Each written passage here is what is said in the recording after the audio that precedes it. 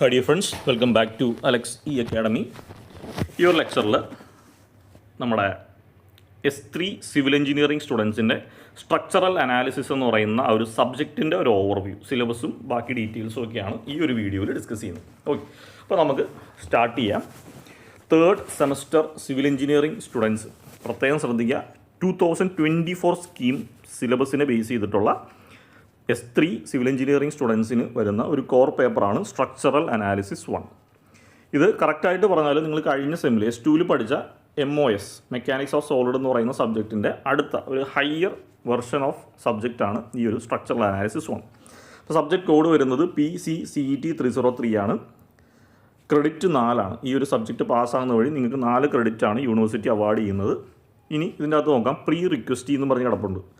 CL 205 ആണ്. അപ്പോൾ ഇതിന് മുമ്പ് നിങ്ങൾ പഠിച്ച CL 205നെ ബേസ് ചെയ്തിട്ടുള്ള ഒരു ഹയർ സബ്ജക്റ്റാണ് ഈ ഒരു വരുന്ന PCCET 303 എന്ന് പറയുന്നത്. അപ്പോൾ ഇതിൻ്റെ അകത്തും നമുക്ക് സാധാരണ ഒരു 2024 സ്കീമിൻ്റെ എല്ലാ സബ്ജക്റ്റിനെയും പോലെ തന്നെ ടോട്ടൽ 100 മാർക്സ് ആണ് വരുന്നത്. അതിൽ 40 മാർക്സ് കണ്ടിന്യൂസ് ഇൻറ്റേർണൽ ഇവാലുവേഷനായിട്ട് കോളേജിൽ നിന്ന് ഇടുന്നതും എൻഡ് സെമസ്റ്റർ എക്സാമായിട്ട് നിങ്ങൾ എഴുതിയെടുക്കേണ്ടത് 60 മാർക്സുമാണ്. ഇനി എൻഡ് സെമസ്റ്റർ എക്സാമിനേഷൻ്റെ ഡ്യൂറേഷൻ 2.5 hours ആണ്. ഓക്കെ, ഇത്രയൊക്കെയാണ് നമ്മുടെ ആസ് യൂഷ്വൽ ഏതൊരു സബ്ജക്റ്റിനെയും പോലെ വരുന്നത്. ഇനി നമുക്ക് സിലബസിലേക്ക് വന്നു കഴിഞ്ഞാൽ ഫസ്റ്റ് മൊഡ്യൂളിൽ നമുക്ക് എന്തൊക്കെയാണ് നോക്കാം. ഫസ്റ്റ് മൊഡ്യൂളിൽ നമുക്ക് പഠിക്കാനായിട്ടുള്ളത് സ്റ്റാറ്റിക്കലി ഡിറ്റർമിനേറ്റ് ട്രസ്സസ്, അതായത് ട്രസ് അനാലിസിസ് ആണ്. Method of join and method of sections വെച്ചിട്ടുള്ള ട്രസ് അനാലിസിസ് ആണ് നമുക്ക് ഫസ്റ്റ് പഠിക്കാനായിട്ടുള്ളത്. ഇത് വളരെ ഇമ്പോർട്ടൻ്റ് ആണ്. കാരണം SA1 സ്ട്രക്ചറൽ അനാലിസിസ് 1 ഇതിന് മുമ്പത്തെ സ്കീം 2019 സ്കീമിൽ ഫസ്റ്റ് മൊഡ്യൂളിൽ ഒരു ഷുവർ ക്വസ്റ്റ്യൻ ആണ് ഈ ഒരു മെത്തേഡ് ഓഫ് സെക്ഷനും മെത്തേഡ് ഓഫ് ജോയിനും വെച്ചിട്ടുള്ള ട്രസ് അനാലിസിസ്. ഇത് മൊത്തത്തിൽ പ്രോബ്ലമാണ്. ഇനി അടുത്ത നിങ്ങൾക്ക് പഠിക്കാനായിട്ടുള്ള കേബിൾസ് ആൻഡ് സസ്പെൻഷൻ ബ്രിഡ്ജ് ആണ് വരുന്നത്. അപ്പോൾ ഇതൊരു സിംഗിൾ ടോപ്പിക്കാണ്, കേബിൾസ് ആൻഡ് സസ്പെൻഷൻ ബ്രിഡ്ജാണ്. അപ്പോൾ അതിൻ്റെ അകത്ത് കേബിൾസിനെ പറ്റിയിട്ടും ലെങ്ത് ഓഫ് കേബിൾ കണ്ടുപിടിക്കുക, കേബിൾസിൻ്റെ അകത്ത് വരുന്ന ഡിഫറൻറ്റ് സപ്പോർട്ട് ഡിഫറൻറ്റ് ലെവലിൽ വരുന്നത്, അതിൻ്റെ അകത്ത് തന്നെ കേബിൾസിലുള്ള ടെൻഷൻ കണ്ടുപിടിക്കുക. ഇനി സസ്പെൻഷൻ ബ്രിഡ്ജിലേക്ക് വന്നു കഴിഞ്ഞാൽ അതിൻ്റെ അകത്ത് വരുന്ന ബെൻഡിങ് മൊമെൻറ്റും ഷിയർ ഫോഴ്സ് ഡയഗ്രാമും വരക്കുക എന്നുള്ളതാണ്. ഇത് ആക്ച്വലി കമ്പാരിറ്റീവ്ലി എളുപ്പമുള്ളൊരു ടോപ്പിക്കാണ്. കേബിൾസ് പഠിച്ചാൽ അതിൻ്റെ തന്നെ കണ്ടിന്യൂഷനാണ് ഈ ഒരു സസ്പെൻഷൻ ബ്രിഡ്ജ്. ഇതും കഴിഞ്ഞ സ്കീമുകളിലൊക്കെ ഒരു ഷുവർ ക്വസ്റ്റ്യൻ ആണ്. പക്ഷേ അത് നേരത്തെ അത് ഫസ്റ്റ് മൊഡ്യൂളിലല്ലായിരുന്നു വരുന്നത്. നിങ്ങൾക്ക് ഈ 2024 സ്കീമിൽ ഇത് ഫസ്റ്റ് മൊഡ്യൂളിലാണ് വരുന്നത്. അപ്പോൾ ട്രസ് അനാലിസിസും കേബിൾസും ആണ് ഈ ഒരു മൊഡ്യൂളിൽ വരുന്ന സിമ്പിൾ ടോപ്പിക്സ്, നമുക്ക് സ്കോർ ചെയ്യാൻ പറ്റുന്ന സിമ്പിൾ ടോപ്പിക്സ്. ഇത് ഇത്രയും പഠിച്ചാലേ നിങ്ങൾക്ക് ആ മൊഡ്യൂളിൽ നിന്നുള്ള ഒരു ഷുവർ ക്വസ്റ്റ്യൻ ഉറപ്പായിട്ടും കിട്ടും. അടുത്തത് ഫസ്റ്റ് മൊഡ്യൂളിൽ മൂന്നാമത് വരുന്ന ടോപ്പിക് എന്ന് പറഞ്ഞാൽ മൊമെൻറ്റേരിയ മെത്തേഡാണ്. അത് സ്റ്റാറ്റിക്കലി ഡിറ്റർമിനേറ്റ് ബീംസ് മാത്രമേ പറഞ്ഞിട്ടുള്ളൂ. അപ്പോൾ മൊമെൻറ്റേരിയ മെത്തേഡ്, അപ്പോൾ ഒരു മോർസ് തിയറം പഠിക്കാനുണ്ട്. ഇനി അത് നമുക്ക് കാൻഡിലിവറും സിംപ്ലി സപ്പോർട്ടഡ് ബീമും മാത്രം പഠിച്ചാൽ മതി. പ്രിസ്മാറ്റിക് ആയിട്ടുള്ള കാൻഡിലിവറിൻ്റെ സിംപ്ലി സപ്പോർട്ടഡും കാൻഡിലിവറും മാത്രമാണ് നമുക്ക് ഈ ഒരു മൊമെൻറ്റേരിയ മെത്തേഡിൽ പഠിക്കാനായിട്ടുള്ളത്. ഇനി ഇതിനകത്ത് ലോഡിങ്സ് വരുന്നത് കോൺസെൻട്രേറ്റഡ് ലോഡും യൂണിഫോംലി ഡിസ്ട്രിബ്യൂട്ടഡ് ലോഡും മാത്രം പഠിച്ചാൽ മതി എന്നും പറയുന്നുണ്ട്. അപ്പോൾ ഇത്രയും ടൈപ്പ് ഈ ഒരു വളരെ സിമ്പിൾ സോണിൽ വരുന്ന ടോപ്പിക്സ് മാത്രമേ നമുക്ക് മൊമെൻറ്റേരിയ മെത്തേഡിൽ പഠിക്കാനായിട്ടുള്ളൂ. വലിയ വാസ്റ്റ് പ്രോബ്ലംസ് ഒന്നും ചെയ്യേണ്ട. അപ്പോൾ പോയിന്റ് ലോഡും സിംപ്ലി സപ്പോർട്ടഡ് യൂണിഫോംലി ഡിസ്ട്രിബ്യൂട്ടഡ് ലോഡും അത് കാൻഡിലിവറും സിംപ്ലി സപ്പോർട്ടഡ് ബീമും മാത്രമേ വരുന്നുള്ളൂ. അപ്പോൾ ചെറിയൊരു തിയറിയും ബാക്കി പ്രോബ്ലംസുമാണ് വരുന്നത്. അപ്പോൾ അങ്ങനെ മൊത്തത്തിൽ ഫസ്റ്റ് മൊഡ്യൂളിൽ 3 ടോപ്പിക്സ് വരുന്നുണ്ട്. യൂണിവേഴ്സിറ്റി പറയുന്നത് 12 ലെക്ചർ ഹവേഴ്സാണ് ഈ ഒരു മൊഡ്യൂൾ കവർ ചെയ്യാൻ വേണ്ടി പറയുന്നത്.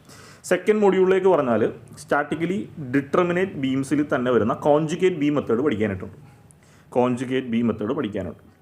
അപ്പോൾ ഇത് കഴിഞ്ഞ 2019 സ്കീമിൽ ഇല്ലായിരുന്ന ഒരു ടോപ്പിക്കാണ് ഈ കോൺജുഗേറ്റ് ബീം മെത്തേഡ്. അത് വീണ്ടും SA1 അവർ റീഇൻട്രൊഡ്യൂസ് ചെയ്തതാണ്. അപ്പോൾ കോൺജുഗേറ്റ് ബീമിൽ ബൗണ്ടറി കണ്ടീഷൻസ്, കാൻഡിലിവർ ബീമിൽ വരുന്ന ആപ്ലിക്കേഷൻസ്, സിംപ്ലി സപ്പോർട്ടഡ് ബീമിൽ വരുന്ന ആപ്ലിക്കേഷൻസ്. അപ്പോൾ ഇതിനകത്ത് സ്പെസിഫിക്കലി പറയുന്നുണ്ട് കാൻഡിലിവറും സിംപ്ലി സപ്പോർട്ടഡ് ബീമുമാണ് നമ്മൾ ഈ ഒരു മെത്തേഡിൽ കവർ ചെയ്യാനായിട്ടുള്ളത്. എഗെയിൻ കോൺസെൻട്രേറ്റഡ് ലോഡും UDL ലോഡും വരുന്ന ലോഡ് കോമ്പിനേഷൻസ് മാത്രം പഠിച്ചാൽ മതി. അതിനുശേഷം വരുന്നത് energy principle and energy theorem. അതിനകത്ത് Castigliano's theorem, principle of virtual work, Betti's theorem, Maxwell's law of reciprocal deflection. ഇത് തിയറിയാണ് വരുന്നത്. ഈ തിയറി വളരെ ഇമ്പോർട്ടൻ്റ് ആണ്. യൂണിവേഴ്സിറ്റിയിൽ പാർട്ട് ക്വസ്റ്റ്യൻ ആയിട്ട് സ്ഥിരം ചോദിക്കുന്ന പോർഷൻസ് ആണ്. ഇനി ഇത് കൂടാതെ നമുക്ക് യൂണിറ്റ് ലോഡ് മെത്തേഡ്, ഈ രണ്ട് ടോപ്പിക്കും ഇതിന് മുമ്പുള്ള 2019 സ്കീമിലെ സ്ട്രക്ചറൽ അനാലിസിസ് 1 പഠിക്കാനായിട്ടുള്ള ടോപ്പിക്കുകൾ തന്നെയാണ്, ഇമ്പോർട്ടൻറ്റുമാണ്. ഇപ്പോൾ യൂണിറ്റ് ലോഡ് മെത്തേഡിൽ നമുക്ക് സ്റ്റാറ്റിക്കലി ഡിറ്റർമിനേറ്റ് ആയിട്ടുള്ള ബീംസ്, ഫ്രെയിംസ്, ട്രസ് ഇതിൻ്റെയൊക്കെ അനാലിസിസ് ആണ് പഠിക്കാനായിട്ടുള്ളത്. അപ്പോൾ ഇത്രയാണ് മൊഡ്യൂൾ 2 വരുന്നത്. അപ്പോൾ മൊഡ്യൂൾ 2 നിന്ന് ഷുവറായിട്ട് യൂണിവേഴ്സിറ്റിക്ക് ചോദിക്കുന്ന സാധ്യതയുള്ളത് കോൺജുഗേറ്റ് ബീമിൽ നിന്ന് ഒരു ന്യൂമറിക്കൽ പ്രോബ്ലംസ് ചോദിക്കും, യൂണിറ്റ് ലോഡിൽ നിന്ന് ഷുവർ പ്രോബ്ലം ചോദിക്കും, ഈ പോർഷനിൽ നിന്ന് തിയറീസും ചോദിക്കും. ഇതാണ് അതിൻ്റെ സ്റ്റാൻഡേർഡ് ആയിട്ടുള്ള മെത്തേഡ്. ഇനി അടുത്ത മൊഡ്യൂൾ 3 വന്നാൽ ഇൻഡിറ്റർമിനേറ്റ് സ്ട്രക്ചറിൻ്റെ അനാലിസിസ് ആണ് വരുന്നത്. അപ്പോൾ അതിൽ തന്നെ നമുക്ക് ഇൻഡിറ്റർമിനേറ്റ് സ്ട്രക്ചറിലേക്ക് വരുമ്പോൾ Castigliano theorem 2, minimum strain energy method, analysing statically indeterminate structure, അതിൻ്റെ ഇലസ്ട്രേഷൻ മാത്രം മതി, പ്രോബ്ലംസ് ചോദിക്കില്ല എന്ന് പ്രത്യേകം പറഞ്ഞിട്ടുണ്ട്. ഓക്കെ, അപ്പോൾ ഈ ഒരു പോർഷനിൽ നിന്ന് തിയറിയാണ് വരാൻ സാധ്യത ഈ 2024 സ്കീമിൽ വരുമ്പോൾ. ഇനി അടുത്തത് method of consistent deformation method. ഇത് ഇമ്പോർട്ടൻ്റ് ആണ്. ഇത് SA1 2019 സ്കീമിലെ സിലബസിൽ സ്ഥിരമായിട്ട് SI ചോദിക്കുന്ന ഒരു പോർഷനാണ്. അപ്പോൾ നമുക്ക് മൊഡ്യൂൾ 3 നിന്ന് SI ചോദിക്കുന്നത് മെത്തേഡ് ഓഫ് കൺസിസ്റ്റൻറ്റ് ഡീഫോർമേഷനും അതിൽ നിന്നായിരിക്കും യൂഷ്വലി വരുന്നത്. ഓക്കെ, ഇനി നമുക്ക് അതിൻ്റെ അകത്ത് എന്തൊക്കെയാണ്, ബീംസ് ഉണ്ട്, ഫ്രെയിംസ് ഉണ്ട്, ട്രസ്സസ് ഉണ്ട്. അപ്പോൾ ബീം, ഫ്രെയിം, ട്രസ്, അത് 1 റിഡൻഡൻസ് വരുന്ന ബീം, ഫ്രെയിം, ട്രസ്, അതിനെ കൺസിസ്റ്റൻറ്റ് ഡീഫോർമേഷൻ മെത്തേഡ് വെച്ച് അനലൈസ് ചെയ്യുന്ന ഇലസ്ട്രേഷൻ പ്രോബ്ലംസ് ആണ് വേണ്ടത്.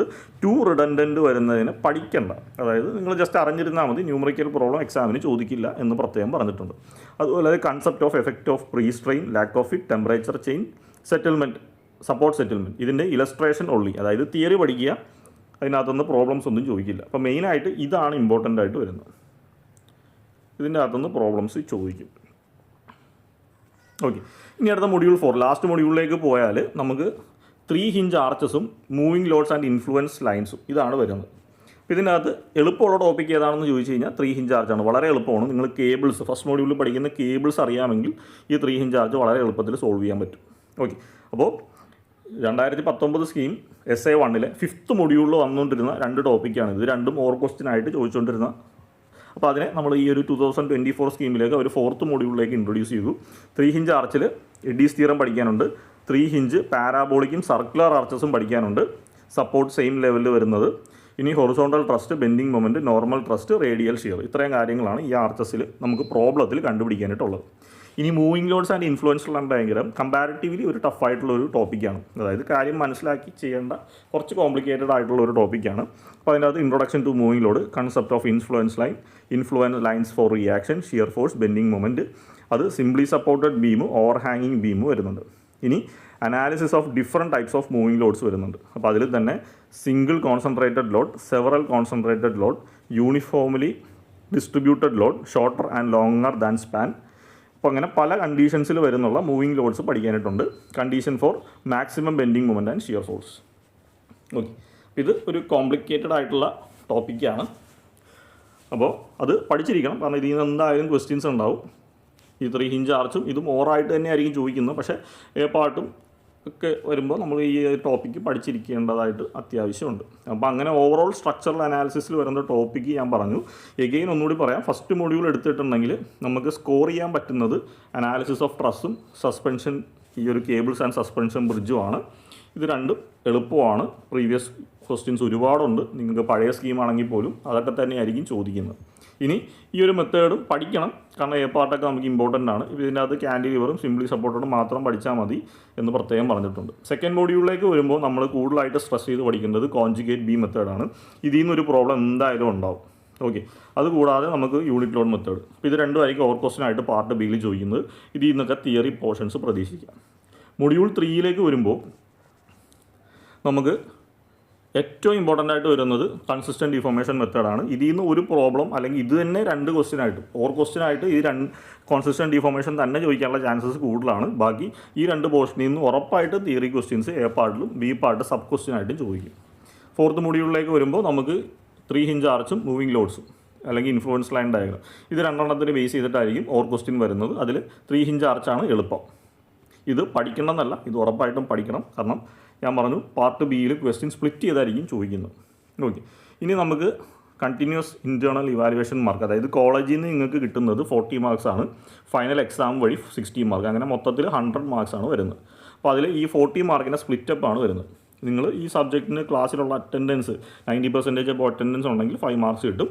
അറ്റൻഡൻസ് കുറയുന്നതനുസരിച്ച് ഈ 5 എന്നുള്ളത് 4, 3 ഒക്കെ ആയിട്ട് കുറയും. ഇനി അടുത്തത് അസൈൻമെൻറ്റ്. 15 മാർക്സാണ് അസൈൻമെൻറ്റ് വരുന്നത്. നിങ്ങൾക്ക് 2 or 3 അസൈൻമെൻറ്റ് ആയിരിക്കും സബ്മിറ്റ് ചെയ്യാനായിട്ടുള്ളത്. അത് കറക്റ്റായിട്ട് സോൾവ് ചെയ്ത് കറക്റ്റ് സമയത്ത് വെക്കുന്നതിന് 15 മാർക്സ് കിട്ടും. ഇനി നിങ്ങളുടെ സീരീസ് എക്സാം, ഓരോ സീരീസ് എക്സാമിനെ 10 മാർക്കിൻ്റെ വെയിറ്റേജ് ആയിട്ട് കുറച്ചിട്ടാണ് മാർക്ക് വരുന്നത്. അപ്പോൾ സീരീസ് എക്സാമിന് നിങ്ങളുടെ പെർഫോമൻസ് അനുസരിച്ച് ഫസ്റ്റ് സീരീസിന് 10ഉം സെക്കൻഡ് സീരീസിന് 10ഉം, ഈ 2 സീരീസിൻ്റെ മാർക്കും ഇതെല്ലാം കൂടി ആഡ് ചെയ്യുമ്പോഴാണ് നിങ്ങൾക്ക് ഈ ഒരു 40 വരുന്നത്. അപ്പോൾ ഇതിൽ പ്രത്യേകം ശ്രദ്ധിക്കുക, 40 മാർക്സ് ആണ് കണ്ടിന്യൂസ് ഇൻറ്റേർണൽ ഇവാലുവേഷൻ. ഇതിൽ മിനിമം 26 മാർക്ക് നിങ്ങൾ കറക്റ്റായിട്ട് സ്കോർ ചെയ്യണം. അപ്പോൾ കോളേജിൽ നിന്ന് കിട്ടുന്ന മാർക്കാണെങ്കിൽ പോലും ഈ ഒരു സബ്ജക്റ്റിൻ്റെ പ്രത്യേകത, ഇതൊരു ടഫ് സബ്ജക്റ്റാണ്, കോർ പേപ്പറിൽ വരുന്ന ഒരു ടഫ് സബ്ജക്റ്റാണ്.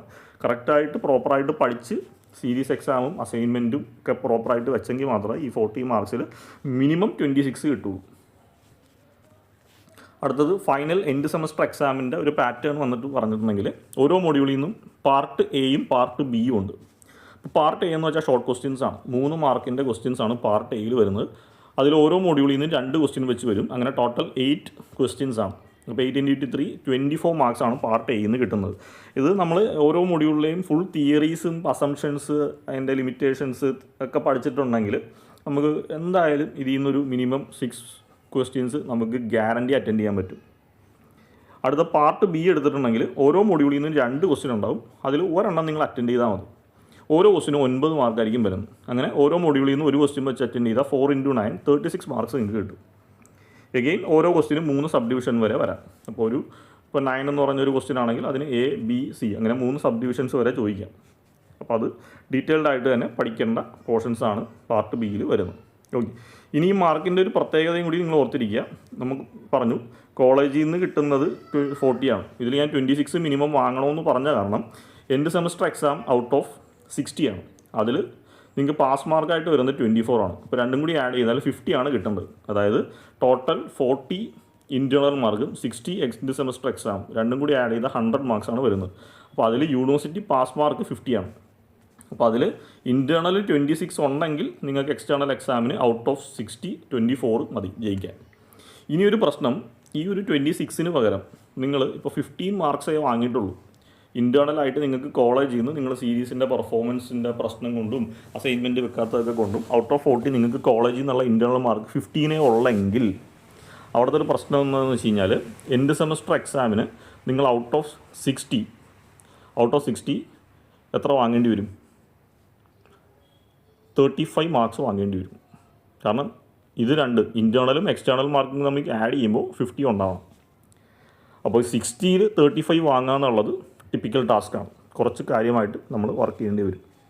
അപ്പോൾ അതാണ് ഈ ഒരു 40 മാർക്സിൻ്റെ ഇമ്പോർട്ടൻസ്. ഈ 40ൽ നിങ്ങൾ മിനിമം 26 മാർക്സ് സ്കോർ ചെയ്താൽ എൻഡ് സെമസ്റ്റർ എക്സാമിന് ഔട്ട് ഓഫ് 60 24 മതി. അത് വളരെ എളുപ്പത്തിൽ കംഫർട്ടബിളായിട്ട് നിങ്ങൾക്ക് സ്കോർ ചെയ്യാൻ പറ്റും. ഇനി അപ്പോൾ നിങ്ങൾക്കൊരു ഡൗട്ട് വരും, ഈ 40ൽ ഞാൻ 40 മാർക്സും വാങ്ങിച്ചു കഴിഞ്ഞാൽ എൻഡ് സെമസ്റ്റർ എക്സാമിന് 10 മതിയോ എന്നുള്ളത്. പറ്റൂല. എൻഡ് സെമസ്റ്റർ എക്സാമിൻ്റെ മിനിമം പാസ് മാർക്ക് 24 ആണ്. നിങ്ങൾക്ക് ഇൻറ്റേർണൽ 26 അതിന് എബോവോ താഴെ എത്രയുണ്ടെങ്കിലും മിനിമം 24 വാങ്ങണം. ഇൻറ്റേർണൽ 26 താഴുന്നതനുസരിച്ച് നിങ്ങൾ ഈ ഒരു 24 എന്നുള്ളത് 30 or 35 എത്രയെന്ന് വെച്ചാൽ കൂടുതൽ വാങ്ങേണ്ടി വരും. അപ്പോൾ എൻഡ് സെമസ്റ്റർ എക്സാമിന് മിനിമം ഔട്ട് ഓഫ് 60 24 നിങ്ങൾ മിനിമം വാങ്ങേണ്ടതുണ്ട്. That depends on internal mark 40. Internal 26 ഉണ്ടെങ്കിൽ ഇത് 24 മതി. ഇൻറ്റേർണൽ കൂടുതലാണെങ്കിലും ഇത് 24 മിനിമം വേണം.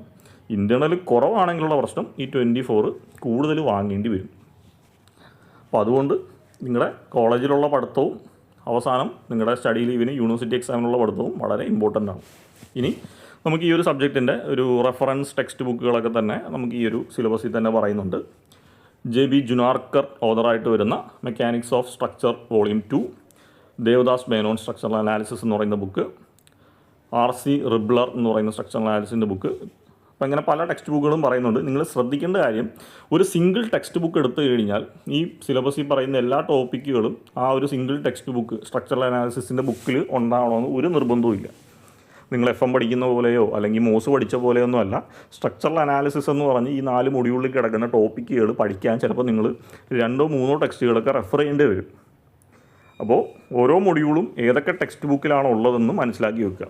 ഇനി എസ്സേയുടെ ബുക്ക് നിങ്ങളുടെ കോളേജിൽ ടീച്ചർ ഫോളോ ചെയ്യുന്ന എന്താണോ അത് തന്നെ ഫോളോ ചെയ്യാൻ ശ്രമിക്കുക. വേറെ ടെക്സ്റ്റ് ബുക്കിലേക്ക് വരുമ്പോഴുള്ള പ്രശ്നം നൊട്ടേഷൻസും പ്രൊസീജിയറും അവിടുത്തെ അനാലിസിസ് രീതികളും ഡിഫറൻ്റ് ആയിരിക്കും. അപ്പോൾ കോളേജിൽ നിങ്ങൾ ഒരെണ്ണം പഠിച്ചിട്ട് നിങ്ങൾക്ക് ബുക്ക് എടുക്കുന്നത് വേറെ ഒരു പാറ്റേണിലുള്ള ടെക്സ്റ്റ് ബുക്കാണെങ്കിൽ കംപ്ലീറ്റ്ലി നിങ്ങൾ ബ്ലാക്ക് ഔട്ടായി പോകും. ഒരു ഐഡിയയും കിട്ടില്ല. ഇനി അതല്ല നിങ്ങൾ ട്യൂഷന് പോകുന്ന സ്റ്റുഡൻസ് ആണെങ്കിൽ ട്യൂഷൻ സാറ് അല്ലെങ്കിൽ ടീച്ചർ നിങ്ങൾക്ക് പഠിപ്പിക്കുന്ന കംഫർട്ടബിൾ ആണെങ്കിൽ, ചിലപ്പോൾ എല്ലാവരും പഠിപ്പിക്കുന്ന നിങ്ങൾക്ക് ഓക്കെ ആയിരിക്കണമെന്നും ഇല്ല, അവർ പറയുന്ന ടെക്സ്റ്റ് ബുക്ക് ഫോളോ ചെയ്തിട്ട് സോൾവ് ചെയ്യുക. എന്തായാലും ടെക്സ്റ്റ് ബുക്ക് ഇമ്പോർട്ടൻ്റ് ആണ്. കാരണം എത്രത്തോളം പ്രോബ്ലംസ് ഈ ഒരു സബ്ജക്റ്റ് നിങ്ങൾ സോൾവ് ചെയ്യുന്നു അത്രത്തോളം ആയിരിക്കും ഈ സബ്ജക്റ്റ് നോളേജ്. അല്ലാതെ കോളേജിൽ പഠിപ്പിക്കുന്ന ഒരു ടോപ്പിക്കിൽ നിന്നുള്ളൊരു 3-4 പ്രോബ്ലംസ് കൊണ്ട് ആ ടോപ്പിക്ക് കവർ ആവില്ല. നിങ്ങൾക്ക് ആ ടോപ്പിക്ക് മനസ്സിലാവുമെന്ന് മാത്രമേ ഉള്ളൂ. നിങ്ങൾക്കറിയാം ഇതൊരു അനാലിസിസ് പേപ്പറാണ്. ഇപ്പോൾ മോസിൽ പഠിച്ചപ്പോൾ നിങ്ങൾക്ക് അറിയായിരിക്കും, ഒരു ബീം എടുത്താൽ സിംപ്ലി സപ്പോർട്ടഡ്, ക്യാൻഡിലിവർ, ഓവർ ഹാങ്ങിങ്, അതിൽ തന്നെ പോയിൻ്റ് ലോഡ് വരുന്നത്, മൾട്ടിപ്പിൾ പോയിൻ്റ് ലോഡ് വരുന്നത്, UDL വരുന്നത്, പോയിൻ്റ് ലോഡും UDLും തമ്മിൽ വരുന്നത്. ഇനി ഒരു ബീം എടുത്താൽ അതിൻ്റെ സപ്പോർട്ടിൽ ഹിഞ്ച് വരാം, ഫിക്സ്ഡ് വരാം, റോളർ വരാം, ഫ്രീ ആയിട്ട് വരാം. അപ്പോൾ അങ്ങനെ സപ്പോർട്ട് കണ്ടീഷൻസ്, ലോഡിങ് കണ്ടീഷൻസും മാറുന്നതനുസരിച്ച് നമുക്ക് ഇൻഫിനിറ്റ് നമ്പർ ഓഫ് പ്രോബ്ലംസ് ഈ ഒരു സബ്ജക്റ്റിലുണ്ട്. അപ്പോൾ അതിൽ നമ്മൾ മിനിമം ഒരു ടോപ്പിക്കിനെ ബേസ് ചെയ്തൊരു 10 പ്രോബ്ലമെങ്കിലും, ഡിഫറൻ്റ് ആയിട്ടുള്ള 10 പ്രോബ്ലംസ് എങ്കിലും സോൾവ് ചെയ്യണം. അങ്ങനെയാണെങ്കിൽ ഈ സബ്ജക്റ്റ് വളരെ എളുപ്പമായിരിക്കും. അതല്ലാത്ത പക്ഷം ഇത് വളരെ ടഫായിട്ടുള്ള ഒരു പേപ്പറായിരിക്കും. കാരണം ഇതിന് മുമ്പത്തെ സ്കീമുകളിൽ 5th സെമ്മിൽ വന്നുകൊണ്ടിരുന്ന ഈ ഒരു സബ്ജക്റ്റിനെയാണ് ഇപ്പോൾ യൂണിവേഴ്സിറ്റി എടുത്ത് 3rd സെമ്മിലേക്ക് ഇട്ടേക്കുന്നത്. അപ്പോൾ അത് അത്രത്തോളം ഹെക്റ്റിക് ആയിരിക്കും പുതിയ സ്കീമിലുള്ള പിള്ളേർ. കാരണം 3rd ഇയറിൽ പഠിച്ചുകൊണ്ടിരുന്ന ഒരു പേപ്പർ 2nd ഇയറിൻ്റെ സ്റ്റാർട്ടിങ്ങിൽ തന്നെ പഠിക്കേണ്ട ഒരു അവസ്ഥയാണ്. പണ്ടൊക്കെ എന്ന് പറയുമ്പോൾ നിങ്ങൾ 3rd ഇയറിലേക്ക് വരുമ്പോൾ നിങ്ങൾ ഈ ഒരു സബ്ജക്റ്റ് പഠിക്കാനായിട്ട് നിങ്ങളൊരു പരിവായിട്ടുണ്ടാവും. ഒരുപാട് പേപ്പേഴ്സൊക്കെ പഠിച്ച് ടഫും തിയറിയും പ്രോബ്ലമാറ്റിക്കും പലരും പഠിച്ച് നിങ്ങൾ ആ ഒരു റേഞ്ചിലേക്ക് എത്തിയിട്ടുണ്ടാവും. S3യിൽ ഉറപ്പായിട്ട് നിങ്ങൾ ആ ഒരു കംഫർട്ടബിൾ സോണിലായിരിക്കില്ല. പക്ഷേ പുതിയ സ്കീം അനുസരിച്ചിട്ട് എല്ലാ പേപ്പറുകളും ഇതുപോലെ അഡ്വാൻസ് ചെയ്താണ് വരുന്നത്. അപ്പോൾ ഇനി അങ്ങോട്ടുള്ള ബാച്ചസ് ഓഫ് പിള്ളേർ ഈ ഒരു രീതിയിൽ, അതായത് 3rd സെമ്മിൽ തന്നെ ഈ പറയുന്ന കോർ പേപ്പേഴ്സൊക്കെ പഠിക്കാനായിട്ട് ഒരു അഡ്വാൻസ് ചെയ്ത് വരേണ്ട സ്റ്റുഡൻസ് ആണ്. അപ്പോൾ മൊത്തത്തിൽ ഇത്രയാണ് ഈ ഒരു സബ്ജക്റ്റിനെ പറ്റിയിട്ട് പറയാനായിട്ടുള്ളത്. അപ്പോൾ ഫർദർ നമുക്ക് ക്ലാസ്സുകളിൽ മീറ്റ് ചെയ്യാം. Thank you.